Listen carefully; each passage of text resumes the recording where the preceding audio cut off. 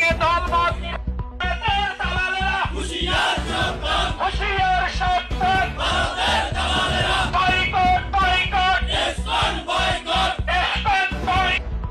সরকারকে ব্যক্ত করার একটি ভয় তারা করেছে। আমরা আজকের এই বিক্ষোভ সমাবেশ থেকে হুঁশিয়ারি উচ্চারণ করে বলছি, ঠিক আছে না? আমরা বাণিজ্য বিলম্বে এই ইস্কনকে বাংলাদেশ থেকে নিষিদ্ধ করতে চাই।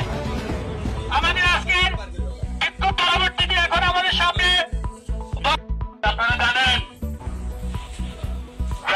শেখ হাসিনার দোসররা এখনো বাংলাদেশে বিভিন্ন ষড়যন্ত্র